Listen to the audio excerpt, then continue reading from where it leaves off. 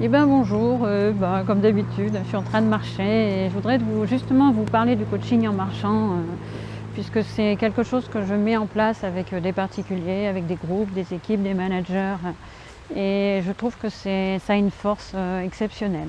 Alors comment j'en suis arrivée là? Il y a 2 ans, j'ai fait un burn-out et je me suis aperçue que j'ai utilisé deux choses pour m'en sortir. C'est premièrement retourner vers les autres et deuxièmement, aller dans la nature régulièrement, et ça m'apaisait et ça m'a remis en énergie.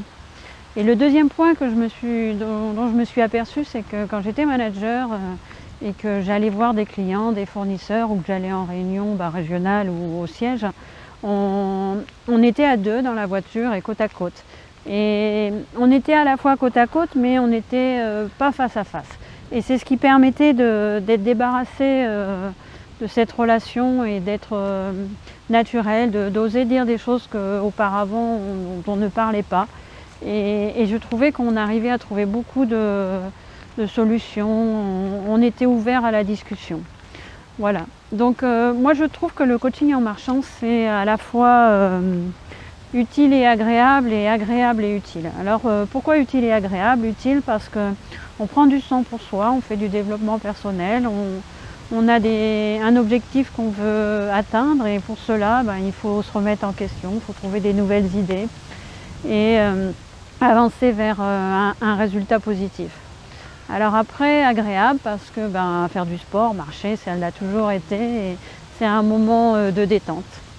Alors après, agréable et utile. Agréable, on a choisi le partenaire de marche, puisque le coaché et le coach sont en synergie, se font confiance, sont dans la sympathie, l'empathie, et obligatoirement c'est plus simple d'avancer.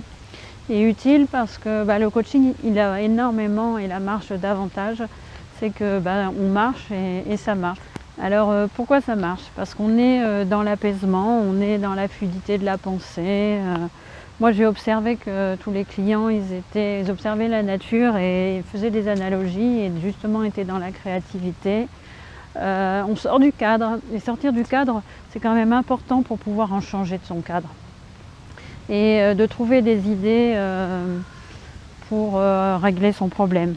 En plus, on allie le corps et l'esprit. Et c'est vrai qu'en entreprise, de donner ses émotions et parler de soi, c'est pas toujours simple. Et là, ça l'est beaucoup plus. En fin de compte, moi je trouve que la nature, elle amène la fluidité de la pensée. Et ça favorise vraiment la remise en question et la mise en place du changement. En plus, on est dans le moment présent, et dans le moment présent, les décisions qu'on prend, on les ancre. Et elles sont franchement plus rapidement mises en place, et elles perdurent.